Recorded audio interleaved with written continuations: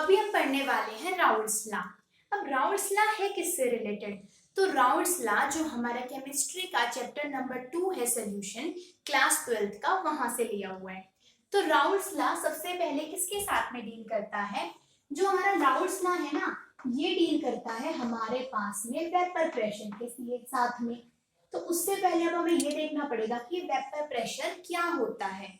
ठीक है, इतना तो समझ में आता है कि हाँ भाई वेपर है, यानी कि वेपर का मतलब क्या होता है?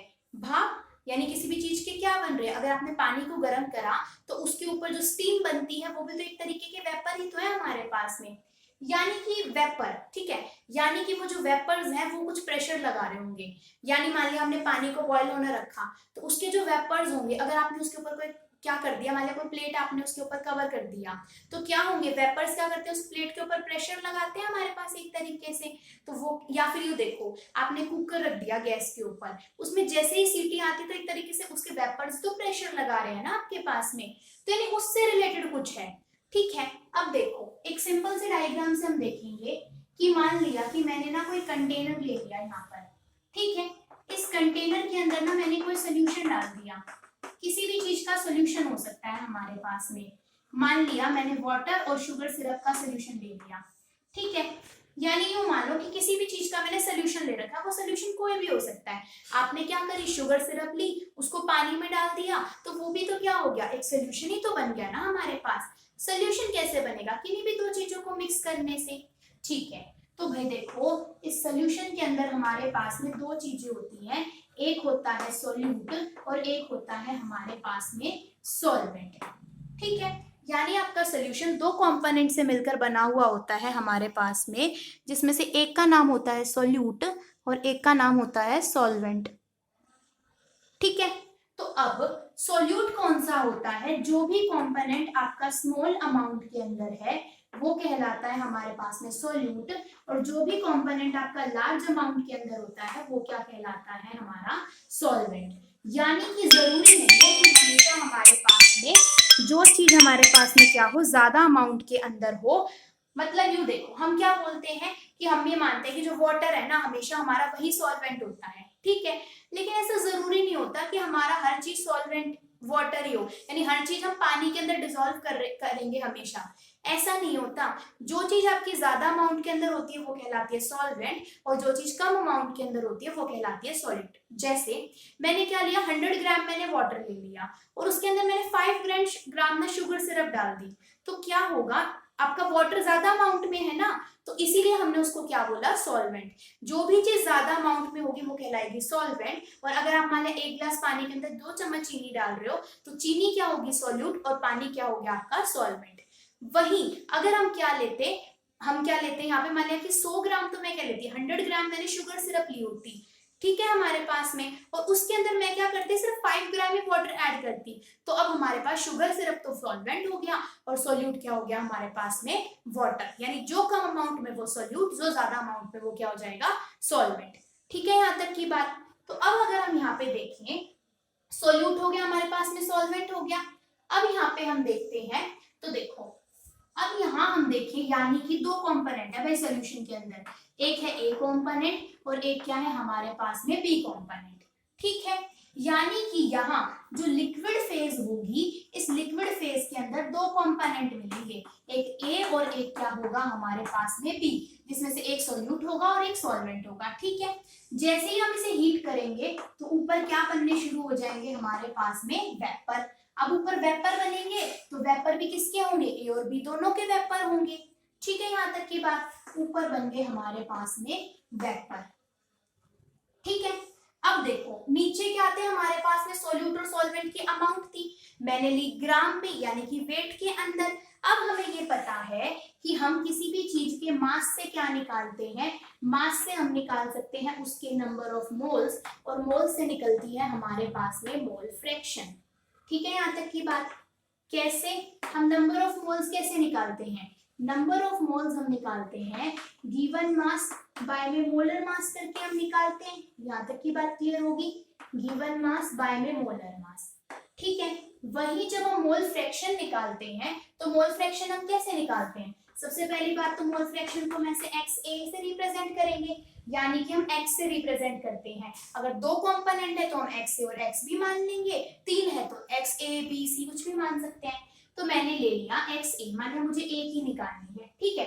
जैसे इसके अंदर दो कंपोनेंट थे A और B, मुझे A की मोल फ्रैक्शन निकालनी है। तो देखो A की मोल फ्रैक्शन हम कैसे निकालेंगे, ऊपर आ जाएंगे number of moles of A और नीचे जितने भी टोटल नंबर ऑफ मोल्स होंगे वो आ जाएंगे। B के निकालने हो तो ऊपर total number of moles of B और नीचे क्या आ जाएगा टोटल नंबर ऑफ मोल्स। ठीक है यहाँ तक की बात। अब मैं मोल फ्रैक्शन के बारे में इतना क्यों बता रही हूँ, क्योंकि इस पूरे के पूरे राउंड्स के अंदर मोल फ्रैक्शन बहुत आएगी। तो अब जो मोल फ्रैक्शन होती है इसका सम हमेशा 1 के बराबर होता है, यानी कि XA और XB होती है हमेशा 1 के बराबर, ठीक है। तो किसी भी चीज की मोल फ्रैक्शन हमेशा 1 के बराबर होती है। जैसे अगर XA 0.7 आया तो -1 करके हम यहाँ पे इसकी वैल्यू 0.3 निकाल सकते हैं, ठीक है। दोनों का सम क्या होता है, हमेशा 1 के बराबर होता है। आगे बोलता है कि ये चीज होगी अब, ठीक है। अब जो ये XA और XB मैंने मोल फ्रैक्शन निकाली, ये थी लिक्विड फेज के अंदर। जैसे A की क्या थी हमारे पास में XA मोल फ्रैक्शन और B की क्या आ गई हमारे पास में XB मोल फ्रैक्शन, ठीक है। अब इसके वेपर बनेंगे तो यानी इसी में से कुछ पार्टिकल उठ के ऊपर वेपर स्टेट के अंदर चले जाएंगे, तो यहाँ पर भी इसके क्या निकलेंगे, नंबर ऑफ मोल्स यहाँ पे भी आएंगे, लेकिन वेपर फेज के अंदर हम नंबर ऑफ मोल्स को रिप्रेजेंट करेंगे YA और YB के साथ में, ठीक है। यहाँ तक की चीज। तो वेपर फेज के अंदर YA और YB से रिप्रेजेंट करेंगे हम मोल फ्रैक्शन को, ठीक है। अब ये तो हो गया जनरल अपने पास में। अब हमें यहाँ पर दो टर्म आएंगी। राउल्ट्स लॉ ये बोलता है कि अगर हमें किसी भी चीज का पार्शियल प्रेशर निकालना होता है, ठीक है, यानी कि राउल्ट्स लॉ बोलता है पार्शियल प्रेशर के बारे में। पार्शियल प्रेशर को हम इस तरीके से P से रिप्रेजेंट करते हैं। बोलते हैं कि पार्शियल प्रेशर डायरेक्टली प्रोपोर्शनल होता है मोल फ्रैक्शन, मान लिया मोल फ्रैक्शन मैंने x से रिप्रेजेंट कर दी, मल्टीप्लाइड में उसी चीज का प्रेशर प्योर स्टेट के अंदर। मान लिया कि मैं A का पार्शियल प्रेशर निकाल रही थी तो वो डायरेक्टली प्रोपोर्शनल होगा मोल फ्रैक्शन मल्टीप्लाइड में उसी का प्रेशर प्योर स्टेट के अंदर, यानी कि वेपर प्रेशर अगर मैं A का निकालूंगी तो डायरेक्टली प्रोपोर्शनल होगा मोल फ्रैक्शन ऑफ A के मल्टीप्लाइड में जो वेपर प्रेशर होगा A का प्योर स्टेट के अंदर, ठीक है। यानी कि मान लिया मैंने एक कंटेनर लिया था, अब इसके अंदर तो A और B दोनों के दोनों कंपोनेंट थे, तो यानी यहाँ पर जो वेपर बनेंगे A और B दोनों के बनेंगे। तो लेकिन अगर मैं यहाँ पे क्या करती, एक कंटेनर मैंने लिया होता और यहाँ पर मैं सिर्फ क्या करती, A के ही सोल्यूशन डालती, यानी जो सोल्यूशन बना हुआ है उसके अंदर सिर्फ और सिर्फ एक कंपोनेंट है वो है A, ठीक है। इसके हमारे पास में फिर क्या बनेंगे, यहाँ पे ऊपर वेपर्स बनेंगे जैसे हम इसको गर्म करेंगे, ठीक है। यानी कि ये A था लिक्विड स्टेट के अंदर, इसके वेपर बनेंगे। अब यहाँ पर अगर कंटेनर के अंदर A अकेला प्रेजेंट है तो वेपर प्रेशर उसके किस में आएंगे, प्योर स्टेट के अंदर, यानी ऊपर जब हम वेपर प्रेशर निकाल लेंगे तो वो प्योर स्टेट के अंदर आएगा। ऐसे B अकेला प्रेजेंट होगा तो उसका जो वेपर प्रेशर होगा वो प्योर स्टेट के अंदर आएगा। तो जब वो अकेले अकेले प्रेजेंट होते हैं तो हम उसके वेपर प्रेशर को मानते हैं प्योर स्टेट के अंदर। A का है तो हम उसको P नॉट A से लिखेंगे, B का है तो हम लिख देंगे P नॉट B से। नोट का मतलब होता है vapour pressure in pure state, यानी कि ये है vapour pressure of A in pure state, ठीक है हमारे पास में। और PB क्या है हमारे पास में, vapour pressure of B in pure state, ठीक है यहाँ तक की बात। और जब वो A और B एक कंटेनर के अंदर इकट्ठे प्रेजेंट होंगे और जब हम इसका वेपर प्रेशर निकालेंगे तो वो निकलेगा उसका पार्शियल वेपर प्रेशर। जब इकट्ठे प्रेजेंट होते हैं तो पार्शियल वेपर प्रेशर, यानी कि मतलब पार्शियल का मतलब होता है कि कम, प्योर से कम निकलती है हमेशा पार्शियल प्रेशर की वैल्यू, क्योंकि यहाँ क्या होंगे वो एक दूसरे के ऊपर भी एक दूसरे से भी टकराएंगे, कंटेनर की वॉल के साथ में भी टकराएंगे, तो उनका खुद का प्रेशर क्या हो जाता है, घट जाता है। तो जब इकट्ठे प्रेजेंट होते हैं तो हम निकालते हैं यहाँ पर पार्शियल प्रेशर। ए का है तो हम PA से रिप्रेजेंट करेंगे और ये हमारा क्या हो जाएगा, पार्शियल प्रेशर ऑफ A हो जाएगा, ठीक है। और PB से हम क्या रिप्रेजेंट कर देते हैं, इससे हम रिप्रेजेंट करते हैं पार्शियल प्रेशर ऑफ B।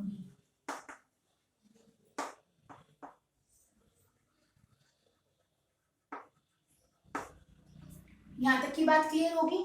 अब ये तो हो गया जो हमें समझना था, अब आ जाते हैं राउल्ट्स लॉ के ऊपर। ठीक है, यहाँ तक की बात। अगर मैं सारे के सारे को यहाँ से रफ कर दूं, अब देखते हैं कि राउल्ट्स लॉ क्या बोलेगा हमारे पास में। ये था बेसिक अपने पास में। ठीक है, अब देखो,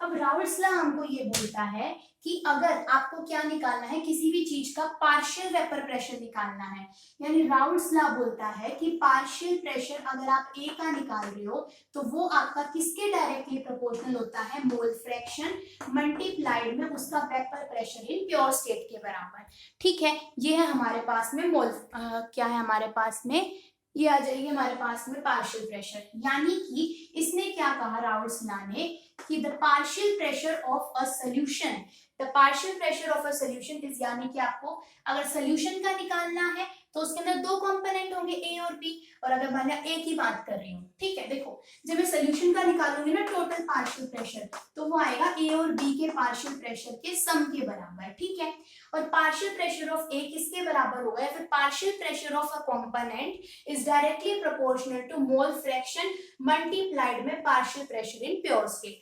ठीक है, ये है हमारे पास में मोल फ्रैक्शन, और उधर क्या लिखा है मैंने, ये होगी मोल फ्रैक्शन, और ये हो गया हमारे पास में vapour pressure in pure state. ठीक है, यहाँ तक की बात। और उधर आपके पास में क्या निकल कर आएगा, ये निकल कर आया हमारे पास में पार्शियल प्रेशर। ठीक है, पार्शियल प्रेशर निकलता है जब ए और बी इकट्ठे हो, और जब अकेले प्रेजेंट हो तो प्योर स्टेट के अंदर हम निकालते हैं, यानी कि प्योर स्टेट के अंदर उसका वेपर प्रेशर निकलता है। ठीक है, यहाँ तक की बात। अच्छा, अब मुझे बी भी तो कंपोनेंट था, बी का पार्शियल प्रेशर निकालूंगी तो वो हो जाएगा एक्स ए मल्टीप्लाइड में पी नॉट बी।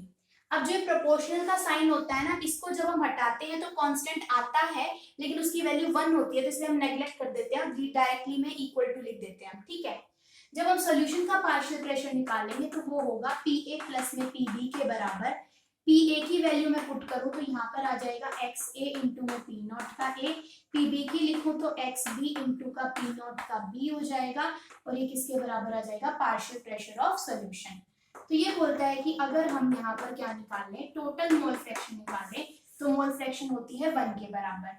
ठीक है, अब देखो मोल फ्रैक्शन का सम हमेशा 1 के बराबर होता है, तो अगर मान लिया मुझे यहाँ पर ना एक्स ए की वैल्यू नहीं पता, भाई ए के कितने मोल फ्रैक्शन है हमें नहीं पता, तो मैं यहाँ पे क्या कर सकती हूँ, एक्स ए की वैल्यू निकाल सकती हूँ 1 माइनस का एक्स बी करके।